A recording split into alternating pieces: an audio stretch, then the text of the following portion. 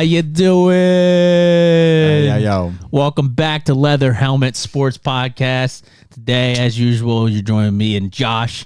We are going over week 3 favorite bets. We will each be doing 3 of them, and we will have one long shot parlay each. You want to go over last week's recap? So week 2, pretty good week. Our first week, well, my first week on record, Caleb's second week. But just week 2 specifically, I went -1 units, and Caleb went positive 3.39, so combined positive 2.39. You almost had an undefeated sweep last week. Just missed Monday Night Football with that addition. Stupid Robinson. Mine was a screw over from Jefferson, who pretty much, actually, that wasn't my best bet. Jefferson and your my bad teasers. I'm done with teasers for a minute. Yeah, you need to just lay off of teasers. Are not the way to go. We each almost hit our long shots, so a lot of good prop views we had going. But yeah, not a bad start to week 2 in the NFL season. So yeah. I think it was a great start, actually, to be honest. Yeah, I mean, you almost won defeated. Week 1. I went dead even. Well, that's what I'm saying. To get to not, like, you could go a lot worse. I felt good about myself still, because even the ones I missed were like pretty much right there. And like you talked about the long shot parlays, we didn't just do some random stuff. We actually thought about it and like had serious long shot parlays that easily could have hit too. But we're just one leg shy. But are we reviewing the Darnold boy? He's like, yeah, 97 yards. Watch this. So we're not going to go over the or we're not going to do the wheel this time, but we'll do it next week. So if Josh loses this week as well, he'll be spinning twice. So look forward to that. So look forward to extra bets past these 3. And if you want to follow our social medias, you can find out where we're at in total for the year. I believe right now we're probably in the negative. No, we got to be in the positive still, right? Oh, after Thursday Night Lock, I think we still are. We'll see. We'll update y'all. Yeah, we'll have to see. Get you some real... But let's get straight into the bets. Josh, you want to go first for your yeah, so I'll start off with a little funky one. One of my best bets I got Eagles, no sacks, whole game. Who they play? Plus 600. They play the Saints. So I'm not putting a huge chunk on this. I'm only going to put a half a unit on it. So if your unit's about $15 on average for them broke boys like me, you'd be about $7.50 onto this.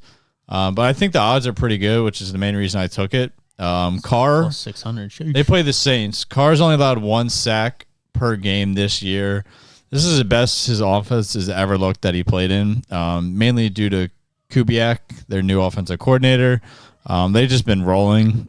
A lot of people might argue, like, oh, they haven't played a great team yet. Cowboys are probably above average of a defense, especially in the pass rushing department. So I can't really say, no, he should have got sacked more. He has his highest completion rate of 75%. They're home this game, so they have advantage there. Eagles, although they have a lot of talent, they're really struggling to put it together on defense as a whole. So because of that, they only have 3 sacks. Their secondary looks like crap. I just feel like the Saints can play it really safe once they get the lead, which they should be able to, but who knows? I mean, they're both good on the offensive side. The Eagles are just struggling more, both in the injury lane and with just the new coordinator they have. They're not having as good as luck, so putting a half unit on it. It's a very interesting favorite bet, but we'll see. I mean, no sacks, I understand it, especially with him checking it down over and over to Kamara. Yeah, I'm just thinking low risk, high reward, and I think there's not too many plus 600 single line bets you'll find that are actually doable on not a super high end. Like I would put this at like a 20% hit rate. Yeah. But 20% is not bad for plus 600. So you're thinking the Eagles are going to go down and then they're going to lose versus the Saints? That's what you're saying? I'm not too worried about the game scheme. I just think the Saints offensive line is proven to be really good and their offensive scheme is proven really well. So because of that and the Eagles' early struggles on defense, I just think they're going to struggle to really get pressure on Carr. And even if they do, he's just going to dump it off. But yeah, I mean, plus I'm pretty sure they're like second or dead last in sacks. I'm pretty sure they don't have any this season. Well, he's allowed 1 per game, so 2 total between 2 games. So 1 per each game. No, I'm saying Eagles. They have 3 total. They have 3 total. So 2 1 game versus some donkey, and then 1 versus Cousins. Interesting. I thought they had 0, but okay. No, they just haven't put a lot of pressure on. It was more like the play's gone way too long and they got a sack because, eventually anything should lead to a sack when you hold the ball. All right, moving on to my first one. I got Brian Robinson over 68.5 rushing plus receiving line. It's minus 114 for 1 unit. The way I viewed this bet was that he gets used whether they have a negative or a positive game script. Being if they're in the negative, then they're going to be passing more, so he's going to get the receiving yards. Or if they're in the positive, he's going to run more. He's been doing great with his work he's been getting, even though, unfortunately, for some people, Eckler's been obviously dabbling into that, so that might be worrisome for some of you guys. But he went over this the past 2 weeks at 89 yards. Remember, I'm only taking this as 68.5. He had 89 yards and 136 yards. Who's he played so far? Do you know? Commanders played the Giants. Oh, here we go. I forget. They played the Giants last week. Obviously not the best defense, but then I can't remember they played for anyone. I'm not sure either. If Commanders want to stay in this, I think they have to run the ball and run it early. They're playing the Bengals. Bengals are second in passing yards allowed per game, but they are 26 in rushing yards allowed per game. Obviously, that also is because Bengals have been in a negative game script. They're 0-2. So obviously teams are going to run on them a lot more because they're up rather than being down. But even last year, they were not a good team. I believe they were around the same exact area, finishing off at 26 for rushing yards allowed per game. So in all, I think they're going to have to run the ball if they want to win. And I can see Washington keeping this game close, even though the Bengals are 0-2. And if they want to get anywhere close to the playoffs, they have to win this time. And I can see them winning. But like I said, regardless of the game script, negative or positive, I think Robinson's going to get used and easily go over 68.5 if he's doing both sides of the ball. I shouldn't say sides of the ball, but both passing and I feel like I haven't watched rushing enough of the Commanders.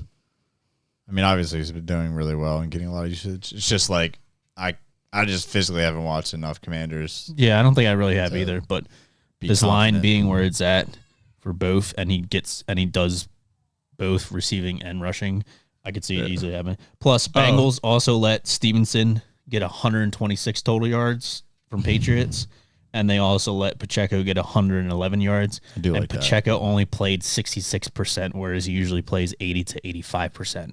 So he played less. Yeah, I know.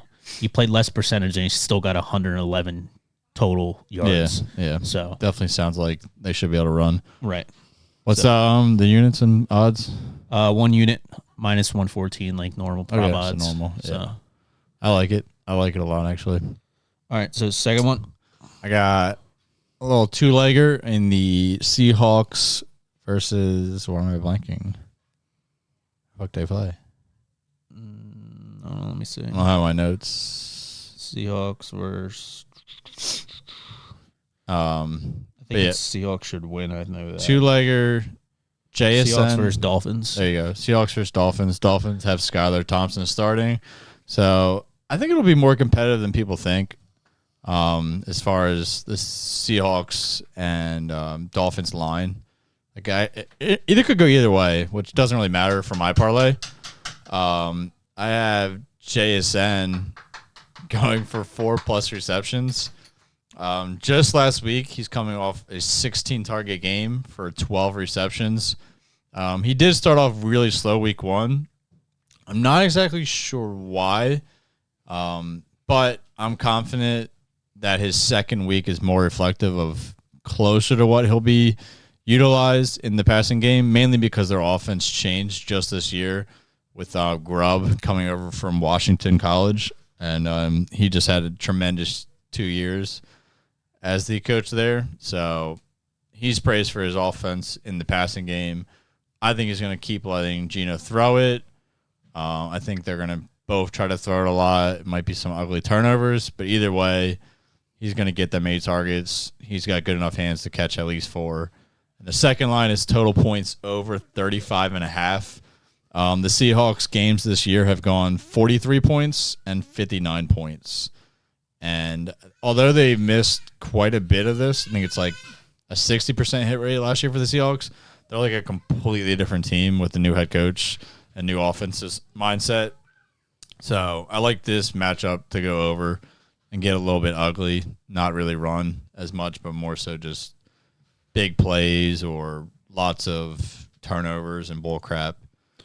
Would you think that there's no chance that they're going to go up fast and then get the lead and just not need him though? I mean that's possible, but JSN plays the slot mostly, so it's not like he's out of the game just because one ball. Yeah, just because they're up a lot doesn't mean he's completely out because he's going to do a lot of short receptions, which they'll still do only because what's his name is straight butt cheeks. Might be the worst currently starting running back. That is Zach Charbonnet. I think over his career he averages 2 yards per carry or something doo-doo, and everybody knows it. So, yeah, it's not going to change overnight for him, unfortunately. Well, unfortunately for him, but fortunately for my bet. Anyways, negative 123 odds. I like the 1-2-3. It's good luck. We got 2 units on that boy. All right. I'm really curious to see if JSN is going to continue his, like you said, 16 target. Yeah, 16 target is, that's insane. I say it's more reflective, but obviously 16 is insane. You can't do 16 every game, but I just said 8 targets. Yeah. I think that's definitely reasonable. For 4 receptions. Especially for a slot guy. Makes sense. All right, jumping into my second one. Second one is going to be Kyron Williams, under 67.5 rushing yards, minus 113 for 1 unit.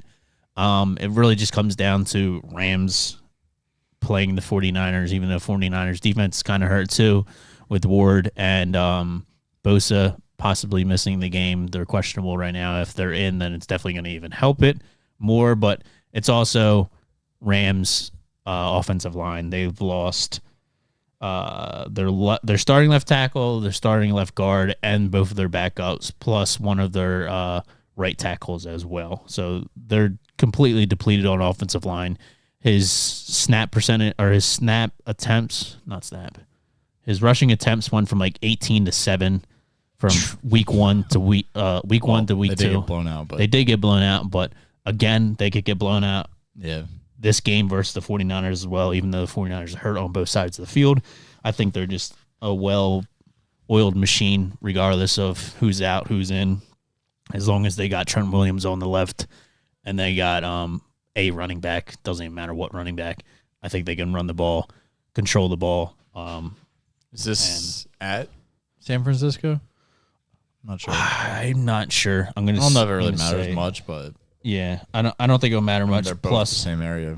I can see with their offensive line being so depleted, he's going to get like rushed regardless over and over and over. Like I feel like that's what they're going to try to target 49ers to the Rams is like just apply pressure over and over and over, make him dunk it off over and over and over, which honestly, I think will help him big time. Season, I don't know how you're not Stafford and be like, this is chalk, bro. Like, oh yeah, definitely. I think the whole Rams fan base is like that. They're all just like, all right, we'll just wait till all these people come off our IR, and it's like, okay, your season's gonna be over by that time. Yeah. But regardless, Kyron has only been able to average 2.43 yards per carry, which is complete trash. Last year, he was averaging almost 5, which is completely it's the Rams running backs drop. Never draft them. Yeah, I mean, I don't think it's the running back. I think it's the line now. But yeah, yeah, I know. But I'm saying like they just have bad luck in that city. Like, it's like every other year, the longest a fantasy running back lasts there's a year and a half, and their fallout is hard. It's like, oh yeah. It's also because Stafford's there and he's a very pass heavy. Yeah, but if you're that do good everything himself of a QB, you should be able to open the game up for a running back. Yeah, which is usually why they also do good because they're in positive game script. But did he ever play with Gurley? He didn't, right? That was only golf. Yeah, that's a shame. Yeah, that would have been good. But regardless, the 49ers should be in a positive game script, meaning Rams should be a negative game script, and they're going to be passing more rather than running. So that plus his offensive line, playing the 49ers, there's just too much going against him, and the line is still at 67.5. Like, that's still high for a rushing or for a running back that's He high needs regardless of who it is. At least 14 attempts, I would say, to get near that. Yeah, I just can't see it happening. So I'm going to take it at 1 unit minus 113. Kyron Williams. All right, my last final best bet. Going same units, 2 units. Not going crazy on any of them. That way. So it's half unit, 2 unit, 2 unit. Yeah. So I'm taking. I feel pretty good with this one. A lot of people are on this line. We got Zamir White. Gets to take on the Panthers, one of the worst rushing defenses on the year, if not the worst. I think it's Colts might be the worst. Yeah. Either way, they're both trash, letting up over 100 yards per game. Zamir White, although he's looked very inefficient, hasn't been the best runner, he is still running really hard. The Raiders actually look decent on offense. They're moving the ball down the field nonstop and pretty well. The head coach has come out and said he wants to give White at least 20 touches. So I can't see him getting less than 10 rush attempts. I would say more in the 12 to 14, mainly because the game script should go in their favor, at least a little bit. But I like Zamir White to hit 40-plus rushing yards is what I have him for the first leg. I think his line's up as high as 70s, which is crazy. Don't take that. And then I parlayed that with Thielen over 3.5 receptions. So don't forget, no one's really on any Panthers at all right now, but that's because Bryce Young is probably the worst QB to touch the field. I forgot about that. Red Rockets. So Red Rockets coming in. My boy's going to slam it. So that's the only reason I'm worried that the Raiders might actually be behind slightly at one point. Who cares? They're both low lines. They both should hit. Thielen, last game he's played with Dalton, had 11 receptions for 145 yards, and Dalton threw over 58 times in that game. So he likes to throw it. He's not the best QB, but he does have a love relationship with anybody old white. People. And I was going to say racist, but but yeah, old people, whatever. They partner well together. They've been teammates now for 2 years. Look for him to target him when he knows it's a secure 8-yard catch to the out of bounds line.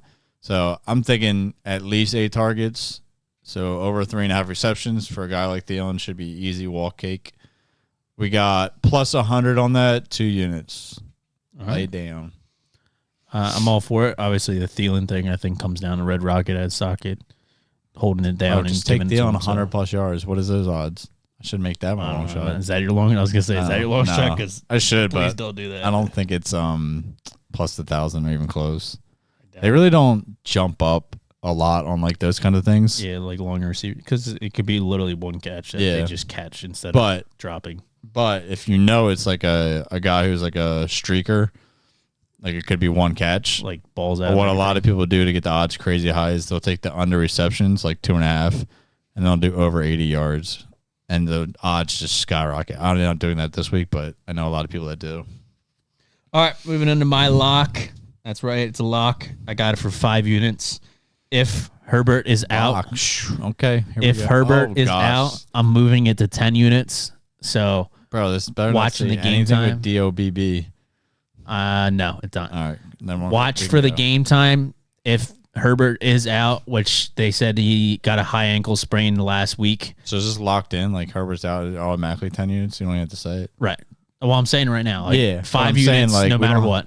No matter what, 5 units. And no matter what, and it's 10. If Herbert's out, no matter what, it's 10. Okay, I'm cool with that. I'm doing Steelers plus 3.5 and Jalen Warren 25+ rushing yards. Forget what that's. A 2-legger for 10 units. I'm gonna be a sweaty. I believe it's balls. plus odds to. I took it off, didn't I? Motherfucker. All right. Put that on real fast. And I'll put that on. Actually, I gotta talk about it still. Don't you gotta? You mean put that on? I don't know what the odds are, but I'll get you the odds later. Regardless. Oh, you want those odds? Yeah. I got Chargers played Raiders and Panthers, and those teams average 18 points and 6.5 points per game this season. Obviously, it's not saying much when it's Panthers. Obviously, they're going to average nothing when they're not scoring anything, but it's just your sure fact that Chargers are hyped up. They're 2-0. They got a new coach. Love the coach. Came over from Michigan. They got that new center, I think it is, or new offensive lineman. That also came over from Michigan. Who's the coach from Michigan? The one that we always get wrong, Jim or John Harbaugh, whoever the fudge it is. Oh, you're talking about the Chargers. You're talking about the Steelers for some reason. Yeah, Steelers versus Chargers this week. Yeah, I know. I just thought you were hyping up the Steelers. No, I'm saying the Chargers, they got a great coach. Mm-hmm. They got that offensive line that came over from Michigan. Love it. Love all the moves. But it's a sure fact that they're getting overhyped based upon who they played. Yeah, I agree. And they're like, oh, their defense is great. Anyone's going to be great versus the Panthers and the Raiders just because they're just two bottom of the league. Steelers plus 3.5, right? Plus 3.5, and Jalen Warren 25 rush. Yeah. The Steelers defense is elite this year, especially when healthy. Good part is we're all healthy. Obviously, we have some dudes out, but they won't even be our starters. So it doesn't really matter that much. So if everyone stays healthy, they're going to be elite this game and the rest of the year. They let up only 244 yards to the Falcons and only 310 yards to Broncos, being the 5th lowest in the league. So obviously that speaks numbers as well. And then, so the odds are plus 125. Dang, they're going up. What's your good amount? I didn't place it yet, but I will be placing it today. Well, I will be placing the 5 units today, and then if find out Herbert's there, I'm going to be placing another 5. But the odds are probably going to go down, to be honest. So you choose what you want to do if you're going to ride with us. They held Bijan Robinson anyway to 65 rushing yards at 3.7 yards per carry, which is phenomenal if anyone knows Robinson and how talented he is. And they are 4th in rushing yards allowed per game. So obviously, again, speaking to Steelers rushing defense, although the Chargers offensive line, like I said, and coach are great and very good, I can see them just trying to run the ball, especially if Herbert's out. And if you try to run the ball versus Steelers, they're going to shut that down. So they're just going to be maybe 2 first downs, and then you're just going to eventually not be able to get another first down. So if they're going to go to the run game, they're going to be stopped play or drive after drive after drive. So they have to go through the air. Good thing is we got a great secondary this year as well, with an amazing pass rush, probably like one of the best in the league. So I can't see them falling to the Chargers, meaning they're easily going to win. Warren was dealing with a hamstring injury in preseason. This is about the Warren 25. So they eased him in, and his snap percentage jumped up 17% from week 1 to week 2. So obviously he's coming back from the preseason injury, and he was hurt, but now they're starting to give him more and more work.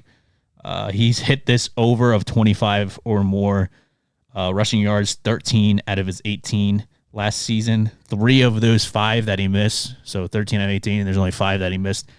3 of the 5 he went under. They were a negative game script. Again, I can't see, especially, this is why it's going to 10 units, especially if Herbert's out, I can see Steelers winning. And if they're not negative game script, then they're going to run the ball more, because if you take those 3 games out, or if you add those 3 games into his games or into his rushing yards of 25 or more, then that means he went 16 of 18 in a positive game script with getting 25 yards. Does that make sense? Yeah. Okay. I'm rolling with it. Okay. So he went under. The Chargers' rush defense stats are good, but only because, like I said before, they played the Panthers and the Raiders. So, yeah, I think that's all I really got on it. But it's really just comes down to Steelers' defense being elite for me. This line being very low with them giving him more snap percentage on Warren's side, and going up to 10 units from 5 units if Herbert's out, because if Herbert's out, all I know is if you hit this bet, I lost. Like, it's not really like I could sweep. I could have a great week. It doesn't matter. Yeah. Because we're not even counting parlays towards your the bet end. Is Herbert to play and me to lose this easily. Yeah. Because if Herbert doesn't play, obviously. I'd still rather you not lose, but if Herbert plays, I see this like this is the reason why I'm going up to 10 units. It's like a lose-lose situation for me. So yeah. Cool. But anyway, that's my lock. Like I said, if Herbert plays, move it up to 10. If he doesn't, then we're just going to leave it at 5 and let it rock. Either way, I think it's still hitting. Let's move on to our long shot parlays. Want to go first? Yeah. I got a single legger plus 1,060 odds. So I'm going with the rookie, the Mr. Disappointment, Caleb Williams, to get 60-plus rushing yards. He has been pissed about his performance. So he gets to play the Colts. We're attacking one of the worst rush defenses.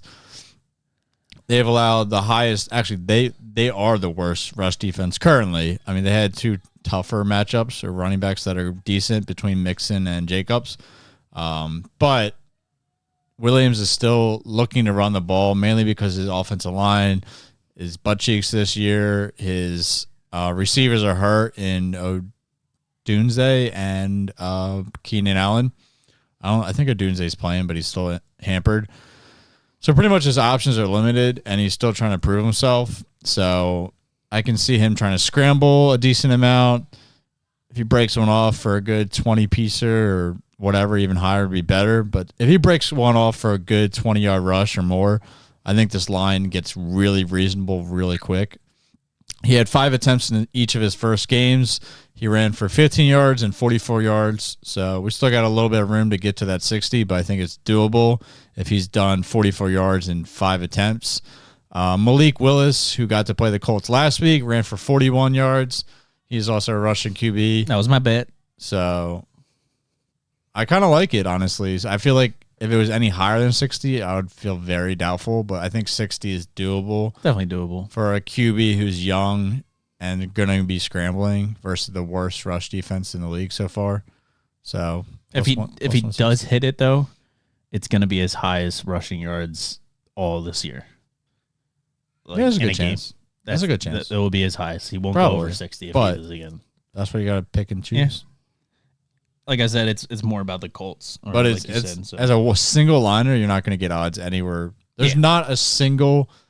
I want someone to pick a single line bet that's more likely to hit than that at plus 1,000. It ain't going to happen.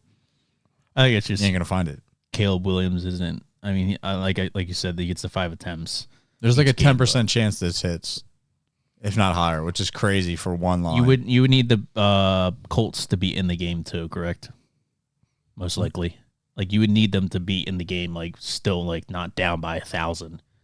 Like, if Bears blow him out, I doubt he's going to get 60 that's not yards. going to happen. Right, I'm just saying that's what needs to happen. Yeah, but that's not even possible. Right. The Bears are butt cheeks on offense. All right, moving on to my long shot. Their defense not, so who knows? Maybe their defense scores twice. Possible. I got a bunch of little stupid long shots I have, but I'm just going to run 3D with the chalky fun one, bulky. the 7-leg parlay of anytime touchdowns. It's 1,100 or 11,000. 11,000 they give you? Yeah, 11,000. That's pretty good for all the juice. Instead of the 1,000 long shot, I'm going the extreme long shot. I'm doing the fucking Hail Mary, who has the best throwing arm in the league. Add Caleb Williams there and might go up to plus 100,000. Yeah, I'm doing that. Imagine just both are parlays. Obviously, majority of these are givens, but there's some in here that are obviously making it more juiced. Alvin Kamara, anytime touchdown. Josh Jacobs, anytime touchdown. Marvin Harris Jr., anytime touchdown. Jordan Mason, anytime touchdown. Bijan Robinson, anytime touchdown. Dalton Kincaid, anytime touchdown. Jamar Chase, anytime touchdown. And truthfully, I think they all should hit. Robinson hasn't got a touchdown yet, and he's well-deserving and easily can get one. Kincaid, Cook got 3 touchdowns last week, I believe, and he hasn't even gotten a red zone target yet. So I think he's due for one. Jamar Chase, I believe, hasn't had a touchdown either, and he's been getting pissed off like a motherfucker. So I could see that obviously happening as well. Harrison should have had 4 touchdowns last week. He only got 2. He dropped That's 2. crazy. I really think he's the one that misses. I mean, it's possible. He literally should have got 4 touchdowns last week. So, like, you could just be like, nah, we're not passing you this time. That would make no sense. But they're playing the Lions, which that secondary is awful. Yeah, but they have a good safety, isn't it? Or is he a cornerback? Branch? I love Branch. What do you mean? He's one of the hardest tacklers. They have no good secondary whatsoever. All right, whatever you're saying. You don't know shit. I would say their pass rush is decent, but not their whatever you say. We'll see. Secondary. But anyway, then Josh Jacobs, I think, is also a very questionable one because he's going up against the Titans, which their secondary is good. and their rush defense is like their defense average. is solid. Yeah, they got a solid overall defense. So I think that's gonna be the tough one. I don't know. You know who's it'd be a really boring, slow game? Titans defense versus Bears defense. Oh my gosh. I think one that will be more boring is just Chargers versus Titans or Steelers, but they're gonna win, so that's all I care about, to be honest. But yeah, that's my long shot. And I think that will do it for us this week. If you could share, like, comment, but most importantly, get taller. Get taller. All right, that's it. Have a great week, guys. See you next week. Peace.